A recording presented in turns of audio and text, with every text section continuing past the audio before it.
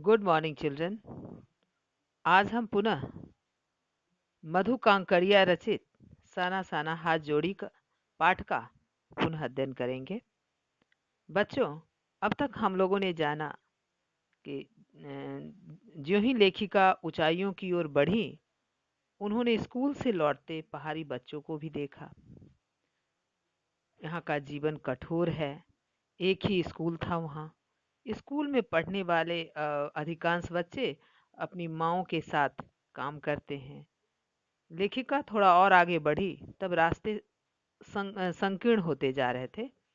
रास्ते में जगह जगह उन्होंने चेतावनियां और खतरों के प्रति सजग रास्ते में जगह जगह चेतावनियां लिखी हुई थी जो खतरों के प्रति सजग कर रही थी। चलिए पाठ का शेष भाग पढ़ें। थोड़ा और आगे बढ़े कि फिर एक चेतावनी, be care, man eater around. पर हमें नरभक्षी जानवर नहीं, दूध देने वाले याक दिखे।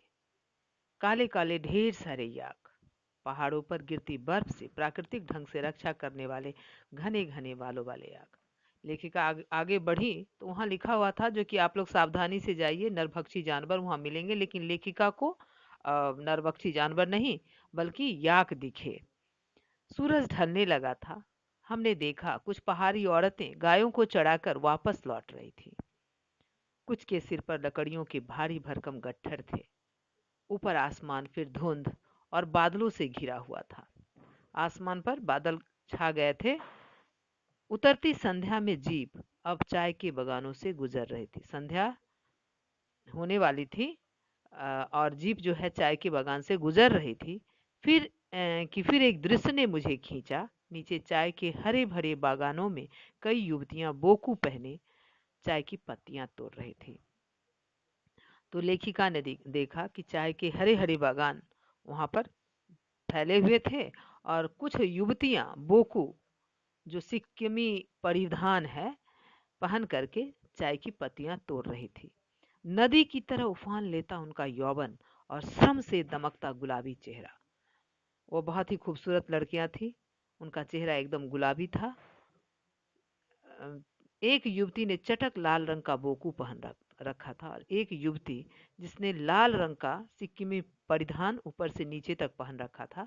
सघन हरियाली के बीच चटक लाल रंग डूबते सूरज की स्वर्णिम और सात्विक आभा में कुछ इस कदर इंद्रधनुषी छटा बिखेर रहा था कि मंत्र मुग्ध सी मैं चीख पड़ी थी। इतना अधिक सौंदर्य मेरे लिए असह्य था। अचानक उस सघन हरियाली में एक लड़की जो चाय के हरे बागानों में खड़ी लाल रंग का बोकू पहनी हुई थी, तो लग रहा था कि जैसे इंद्रधनुषी छटा बिखेर रहा था। और इतनी सुंदरता देख करके लेखिका अपने आप में समेट नहीं पा रही थी और यह सौंदर्य उनके लिए असह्य था, सहन करने योग्य नहीं था। युमथांग पहुंचने के लिए हमें रात भर लाइंग में पड़ाव लेना पड़ा था। युमथांग जाने से पहले उन्हें रात भर वो लाइंग में लेखिका ठहरी। गगनचुंबी पहाड़ के तल में सांस लेती एक नन्ही सी शांत बस्ती लायोंग। साड़ी दौड़ धूप से दूर जिंदगी जहां निश्चिंत सो रही थी। तो लेखिका लाइंग में ठहरी, जो लाइंग एकदम शांत बस्ती थी। जैसे लग रहा था सारी जिंदगी जैसे वहां थम सी गई थी। चलिए बच्चों, गृह कार्य नोट करेंगी। सिक्किम की औरतों के कार्य और पहनावे का वर्णन पाठ के आधार पर कीजिए। चलिए आज के लिए इतना ही। धन्यवाद।